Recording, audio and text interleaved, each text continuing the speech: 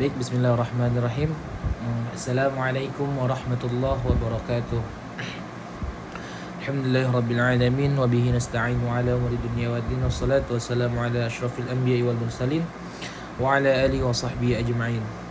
Rabbi shrah li sadri wa yassir li amri wahlul 'uqdatam min lisani yafqahu qawli. Asyhadu an la ilaha illallah wa asyhadu anna Muhammadar Rasulullah.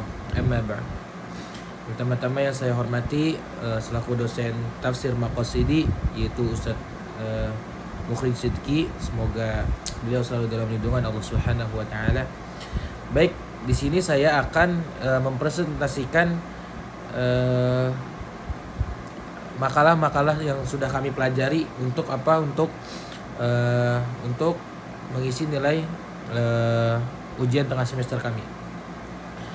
Baik, langsung saja ya untuk mempersingkat waktu.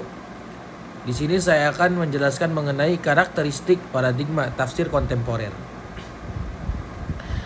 Nah, perkembangan tafsir kontemporer tidak dapat begitu saja dilepaskan dengan perkembangannya di masa modern. Nah, paling tidak gagasan-gagasan yang berkembang pada masa kontemporer ini sudah bermula sejak zaman modern, yakni pada masa Muhammad Abduh dan Rashid Ridho. Ya, nah yang dimana sangat kritis beliau ini berdua ini sangat kritis di dalam melihat produk-produk penafsiran Al-Quran. Nah, paradigma tafsir kontemporer ini dapat diartikan sebagai sebuah model atau cara pandang totalitas premis-premis dan metodologis yang dipergunakan di dalam penafsiran Al-Quran di era sekarang ini, di era kontemporer ini. Nah, tetapi meskipun masing-masing paradigma tafsir ini memiliki keunikan dan karakteristiknya sendiri, ada beberapa karakteristik yang menonjol di dalam paradigma tafsir kontemporer gitu.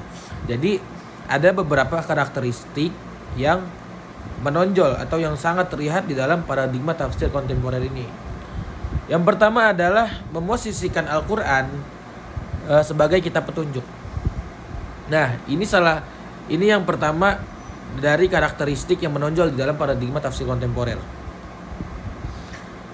Nah, yang pertama adalah memosisikan Al-Quran sebagai kitab petunjuk.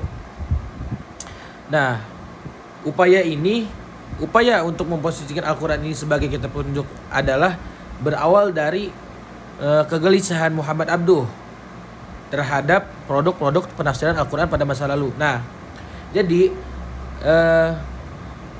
upaya memposisikan Al-Quran ini terjadi karena Muhammad Abduh ini gelisah karena apa? Gelisah terhadap apa? Gelisah terhadap produk-produk penafsiran Al-Quran pada masa yang lalu gitu. Nah, sehingga beliau ini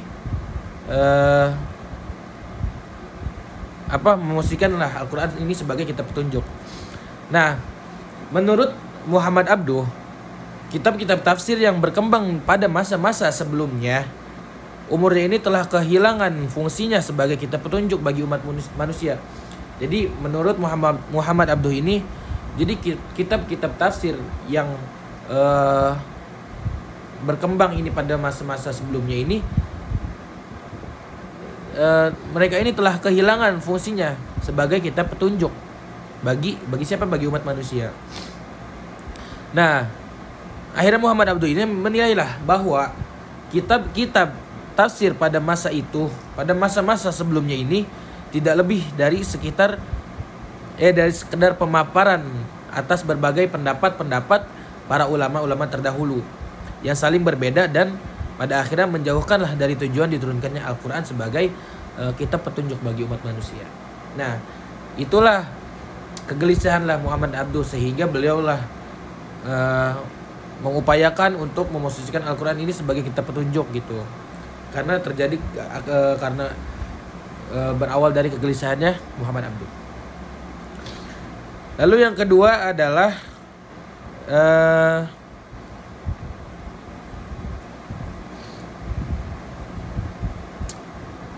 bernuansa hermeneutis.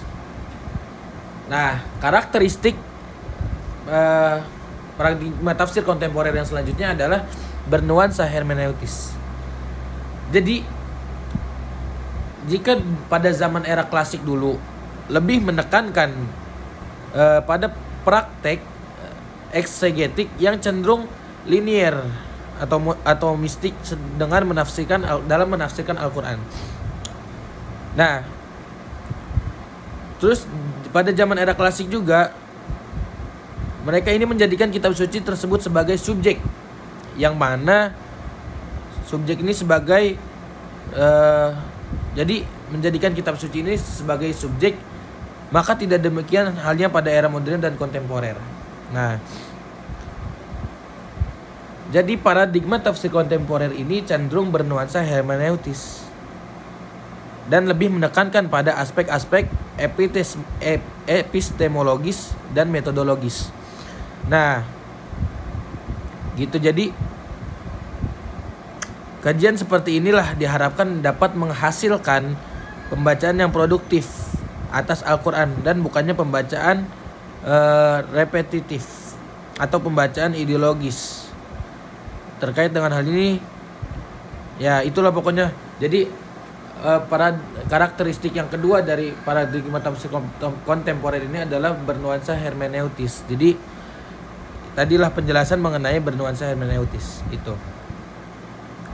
Lalu yang selanjutnya adalah konstekstual dan berorientasi pada spirit Al-Quran. Nah, salah satu karakteristik tafsir Al-Quran yang selanjutnya adalah kontekstual dan berorientasi pada spirit Al-Quran. Nah, di era kontemporer, jadi salah satu karakteristik tafsir Al-Quran di era kontemporer adalah sifatnya ini yang kontekstual dan berorientasi pada semangat Al-Quran. Nah, hal ini dilakukan dengan cara mengembangkan dan bahkan tidak segan-segan mengganti metode dan paradigma penafsiran yang lama. Gitu. Jadi itu. Nah, jika metode penafsiran Al-Quran yang digunakan oleh para mufasir klasik atau mufasir lama, mufasir tradisional, yang digunakan adalah metode analitik yang bersifat atomistik dan bersifat parsial. Nah, maka tidak demikian dengan para mufasir modern atau para mufasir kontemporer ini. Mereka menggunakan metode tematik. Nah, jadi jika para mufasir dulu ini menggunakan metode analitik atau metode yang pada metode yang dilakukan para mufasir terdahulu atau mufasir klasik, berbeda dengan metode yang dilakukan oleh para ulama-ulama kontemporer. Mereka menggunakan metode tematik atau maudu'i gitu. Nah, itulah sekilas mengenai tentang penjelasan mengenai tentang konseptual dan berorientasi pada spirit Al-Quran. Nah, lalu ada yang terakhir mengenai tentang karakteristik tafsir Al-Quran. Yang terakhir adalah ilmiah, kritis, dan non-sektarian. Jadi karakteristik lain di dalam dari tafsir di era kontemporer ini adalah sifatnya yang ilmiah, kritis, dan non-sektarian. Kenapa dikatakan ilmiah? Dikatakan ilmiah karena produk tafsirnya dapat diuji kebenarannya nih. Jadi dikatakan ilmiah tuh kenapa? Karena produk tafsirnya dapat diuji kebenarannya. Berdasarkan apa? Berdasarkan konsistensi metodologi yang dipakai para mufasir dan para mufasir ini siap menerima kritik dari komunitas akademik. Nah, sehingga itulah tafsir Al-Quran dikatakan ilmiah gitu. Karena apa? Karena dapat diuji kebenarannya gitu. Lalu kenapa bisa dikatakan kritis dan non-sektarian? Tafsir Al-Quran dikatakan kritis dan sektarian karena apa? Karena umumnya para mufasir-mufasir kontemporer ini tidak terjebak di dalam kungkungan madhab gitu. Jadi dikatakan kritis dan sektarian karena para mufasir-mufasir kontemporer ini tidak terjebak pada kungkungan madhab. Itulah. Nah, mungkin itu penjelasan singkat mengenai materi yang berjudul karakteristik paradigma tafsir kontemporer. Gitu. Jadi mohon maaf apabila ada kekurangan di dalam penjelasan atau masih banyak kekurangan gitu. Saya memohon maaf yang sebesar-besarnya karena itu kesalahan datangnya dari saya sendiri, dan itu apabila ada kelebihan atau kebenaran itu datangnya dari Allah Subhanahu wa taala. Mungkin cukup sekian yang dapat saya jelaskan mengenai atau yang dapat saya sampaikan mengenai materi ini, materi untuk melengkapi tugas atau untuk mengisi nilai ujian tengah semester pada pelajaran atau pada matkul tafsir Maqasidi ini. Apabila ada kekurangan, saya memohon maaf. Kurang lebihnya mohon maaf. Wassalamualaikum warahmatullahi wabarakatuh.